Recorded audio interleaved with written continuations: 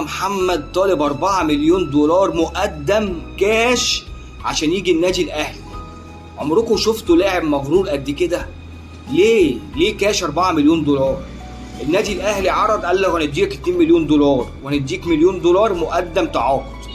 وموسم الرياض قال لك هندفع 2 مليون دولار مقابل اعلانات هيعملها لموسم الرياض. قال لك هنديله 50% مقدم، يعني مليون دولار زيهم، والباقي اللي هو المليون دولار خلال فترة الاعلانات. مصطفى محمد يرفض، خدوا بالكم من الجبروت. مصطفى محمد يرفض، يقول لهم لا انا عايز المبلغ كله كاش. يا عم احنا كاهلاويه مش عايزينك، احنا كاهلاويه مش عايزينك. اسامه فيصل احسن منك، اسامه فيصل احسن منك يا مصطفى. يا مصطفى انت راحت عليك، عايز 4 مليون دولار كاش. ده انت تحمد ربنا ان النادي الاهلي اصلا يقول لك تعالى على النادي الاهلي. تحمد ربنا ان واحد زي احمد يحيى اللي هو الوكيل بتاعك النادي الاهلي كلمه، او احمد يحيى عرضك انت كمصطفى محمد على النادي الاهلي. قال لهم لو انتوا عايزين مصطفى محمد ممكن اللاعب عنده رغبه، بس تيجي تقول 4 مليون دولار ليه؟ يعني 4 مليون دولار وكاش ليه يا مصطفى؟ لا يا مصطفى، ده غير كمان الفلوس اللي تدفع للنادي بتاعك. يعني الصفقه تعمل لها مثلا 8 مليون دولار، ما النادي يقول لك انا عايز 4 مليون دولار، النادي اللي انت بتلعب فيه قال لك عايز 4 مليون دولار زيهم. ليه يا مصطفى؟ يا ابني ده اسامه فيصل برقبتك، اسامه فيصل احسن منك، يوسف ساليتش احسن منك. يا عم انا بقول لاداره النادي الاهلي اهوت، يعني انسوا اللاعب ده خالص، انسوا حاجه اسمها مصطفى محمد، ما تفكروش فيه. طالما اللاعب مش بيجري ورا الفانلة الحمراء وعايز جمهور الاهلي، احنا كجمهور الاهلي احنا مش عايزينه. في يوسف ساليتش احسن منه، في اسامه فيصل احسن منه، مش عايزين حاجه اسمها مصطفى محمد.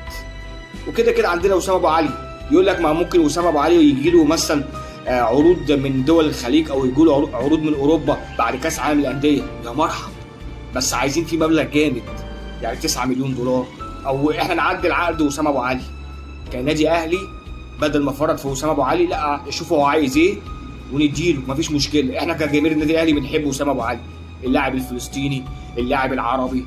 اسامه ابو علي انا شايف ادى للنادي الاهلي كتير، والنادي الاهلي طبعا اداله كتير، فمش خساره في اسامه ابو علي اي حاجه يطلبها، يستحق. لعيب راجل، لعيب في ماتش كاس العالم للانديه مع انتر ميامي شايل كوره من جوه الجون برجليه، شايل كوره برجليه من جوه الجون. يعني خد بالك، لعيب راس حربه وراجع يعمل دوره الدفاعي. قليل لما تلاقي لعيب راس حربه ويرجع يقوم بواجبه الدفاعي. كلهم بيهنجوا يقول لك انت عايزني ارجع من عند المرمى بتاعت الخصم وارجع ادافع لك؟ لا انا كبير اتمشي لك شويه لحد نص الملعب وارجع تاني. لا، اسامه ابو علي بيرجع لحد الشباك الشناوي ويطلع الكوره من جوه الشبكه. فانا شايف ان اسامه ابو علي لا ما نفرطش فيه، نشوف اسامه ابو علي عايز ايه ونقول له عينينا يا اسامه، احنا بنحبك يا اسامه، اللاعب الفلسطيني المحترم، اللاعب العربي اللي انت عايزه يا اسامه، نشوفه عايز ايه، او نشوف العروض اللي جايه له بره ونعدل له العقد بتاعه ونخلي اسامه ابو علي يكمل معانا. الا لو اسامه عايز يطلع براحتك، احنا مفيش لاعب هيلعب في الاهلي غصب عنه، مفيش لاعب هيلعب في الاهلي غصب عنه.